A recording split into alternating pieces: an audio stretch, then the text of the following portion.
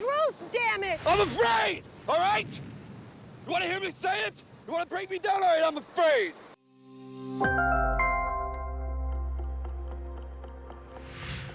Fear, everything you want, is on the other side. That's a quote from Jack Canfield. For a boxer like Rocky Balboa, fear has a specific definition. However, what about people who have fears and stress, even when there's nothing to fear or nothing to stress about? They could be going through something called post-traumatic stress disorder, or PTSD for short. According to studies, people with developmental disabilities are more frequently abused physically and emotionally than non-disabled individuals. Therefore, they're more susceptible to the full range of psychiatric disorders, and that includes PTSD. As an advocate for people with developmental disabilities, PTSD could be a significant trigger of behaviors. So getting educated about it is not just necessary, but it's critical to avoid problematic situations and improve yourself as a direct support provider.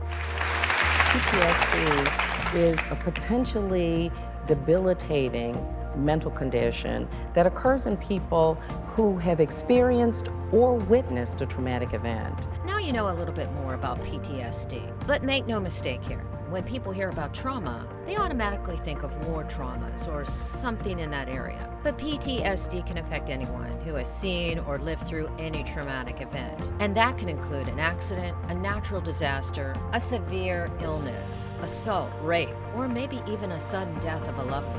PTSD and developmental disabilities. Getting back to developmental disabilities, researchers from Harvard have found that children with post-traumatic stress disorder and higher levels of a stress hormone called cortisol were likely to experience a decrease in the portion of the brain crucial to memory processing and emotion. These studies prove the strong impact of high levels of stress on our neurological system. So let's better understand the symptoms of PTSD so we can learn how to identify it. Re-experiencing. You heard India talk about flashbacks, bad dreams. The second is avoidance. People who have PTSD tend to avoid things, places, even thoughts that might remind them of the traumatic event. The third is arousal and reactivity. Now, that really points to being easily startled or feeling on edge a lot, having difficulty sleeping, or having angry outbursts. And then last but not least is cognition or thinking and mood. Some people say they have a difficult time remembering things or they may be experiencing low mood, sadness, and sometimes guilt.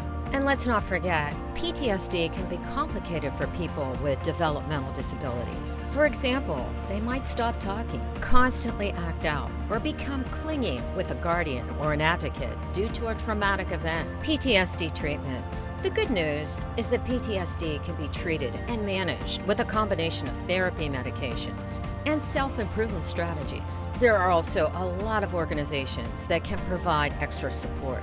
There are organizations that pull together people where they have similar traumas and understand the nature of this condition, and they stand ready to help as well. With that being said, this video is coming to an end, but we trust that it's helped you grasp the ins and outs of PTSD, and you have another set of tools to evaluate what to do, and hopefully, you won't be afraid.